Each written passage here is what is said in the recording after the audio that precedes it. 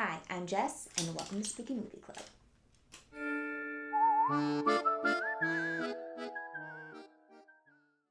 Hi, everyone. Welcome back to the Spooky Movie Club. To start off, there were some slight mistakes in last week's video. This is actually week 3. Last week was week 2. Don't come for me. And also, this box says they're back from the grave and ready to party, not they're back from the dead and ready to party. I had a Berenstein Bear moment. Let's move past it. Let's get over it. Okay? Hope you all enjoyed watching The Return of the Living Dead this week. This one is a ton of fun, so I hope you were able to watch it. I'm going to go ahead and read the back of the box. But if you want to skip ahead to next week's spooky movie or the discussion, I'm going to leave timestamps below. Okay, The Return of the Living Dead. This is trash. This is suicide. Okay? Know them. Love them. If you hear any snoring, that is not me. That is Rumpros. He is sleeping. Okay, here we go. A fiendish mix of outrageous humor and heart-stopping terror, The Return of the Living Dead is a veritable smorgasbord of fun. On his first day on the job at an army surplus store, poor Freddy unwittingly releases toxic gas from a secret U.S. military canister, unleashing an unbelievable terror. The gas reanimates an army of corpses who arise from their graves with a ravenous hunger for human brains. And luckily for those carnivorous cadavers, there's a group of partying teens nearby just waiting to be eaten. I think that is a perfect, simple premise for what this movie is, because it's very simple, but it's got a lot of surprises. So yeah, let's get into my 3 things. All right, so let's get into my 3 things, my 3 kind of major standouts from the film. The first one I want to talk about is the music, is the soundtrack. This has a killer soundtrack, all kind of punk, rock. You really just kind of want to, even though people are getting eaten and being chopped up into little pieces, you just want to get up and like kind of dance, you know? Just want to like move and groove and vibe, just vibing the whole time. I think punk rock was like a perfect choice for this film. When I think of punk rock, I think of just rebelling, rebellious teenagers, going against the grain.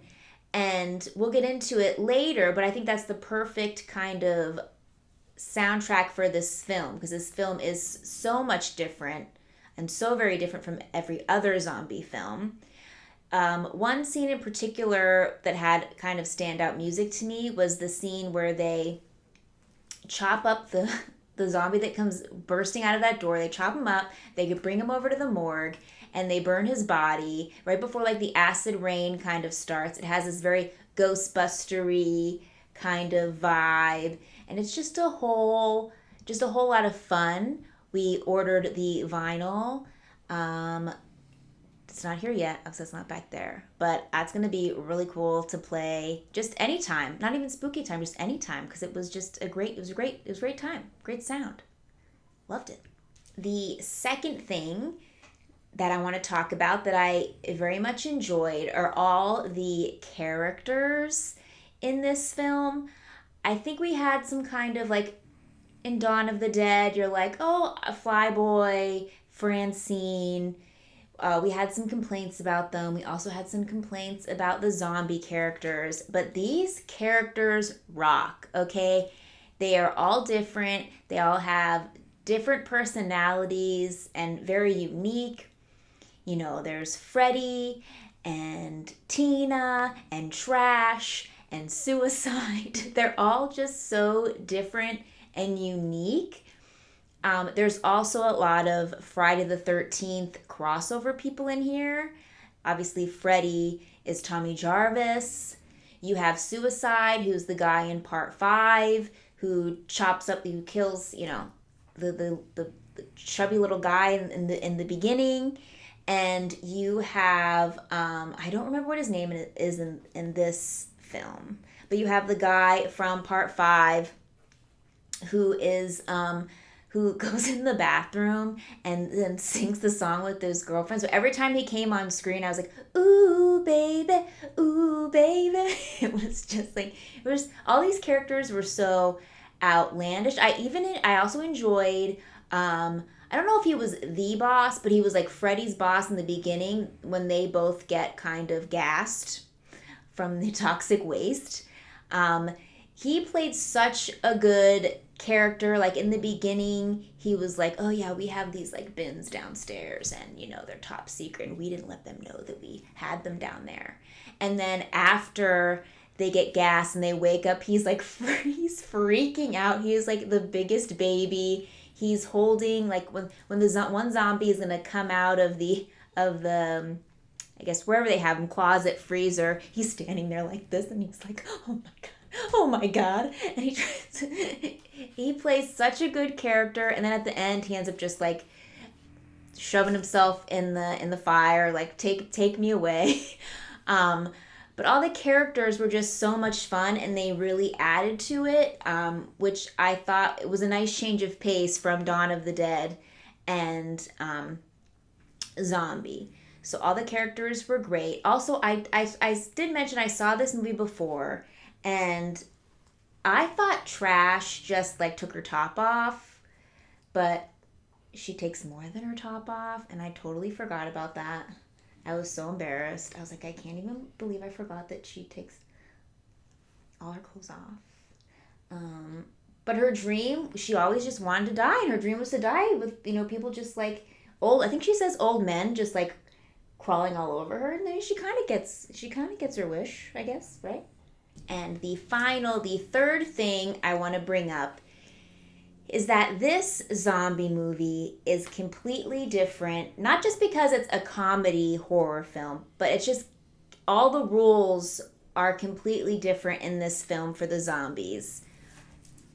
And I think that's why I think punk rock is really cool, that they chose punk rock as like the soundscape for this.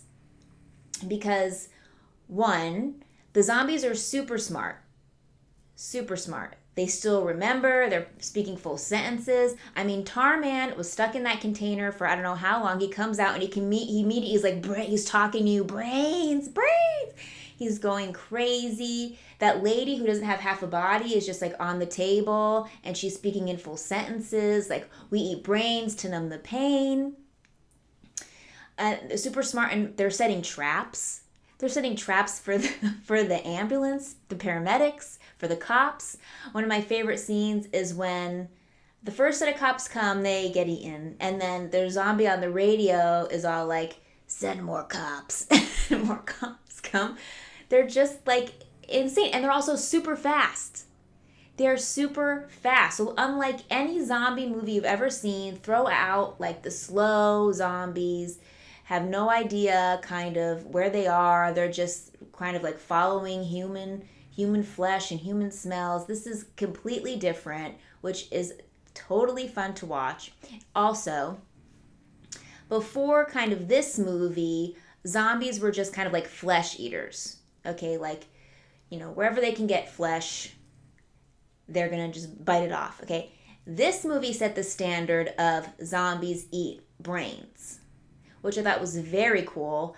I didn't know that. I thought maybe that was because kind of all in the back of their heads, but I guess this was the first movie to kind of do that. And I think that is just think like this. You wouldn't think that at least I wouldn't think that a movie like this would kind of set the standard for a bunch of other stuff, but it did. And it's a ton of fun, honestly. I mean, music, the characters, and just how different it is. Come on. If you haven't seen it, come on. It's like, what are you waiting for? So my final thoughts on The Return of the Living Dead is that it is definitely rewatch worthy. It is so much fun. To me, this is on the same level of, like, I've seen this one before, but to me, this is on the same rewatch level as, like, Fright Night. I don't remember when Fright Night was made. I think it was kind of made around the same time, like 85, 86, but it's just got that fun kind of charm to it. It's horror, but also kind of comedy, which I think maybe my like vibe, which I think I'm kind of love that genre.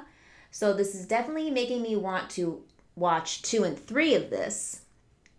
I need to watch 2 and 3, but also kind of maybe delve into more of the horror comedy genre, because I think that's where my heart truly lies. So that is the end of week 3, The Return of the Living Dead. I highly, highly, highly recommend that film. I forgot how much fun it was. It was a blast. This will be the last movie for Zombie Month, and it is in honor of the Snyder Cut. We're doing our own Snyder Cut, and that will be Dawn of the Dead, Zack Snyder's remake. I've never seen this.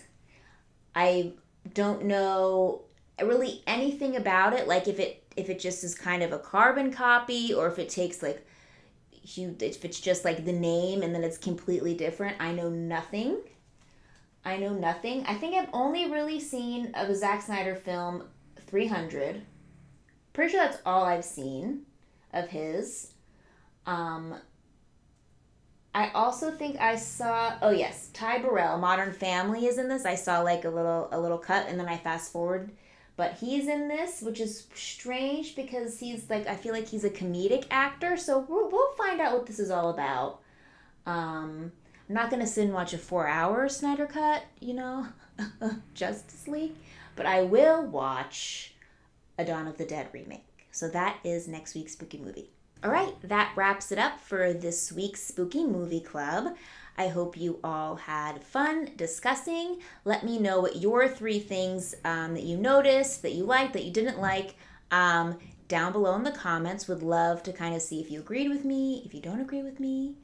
I'm excited for next week, Dawn of the Dead remake. If you want to join us for the viewing party, we're going to do that on Wednesday, 6:30 p.m. Pacific Standard Time on Discord.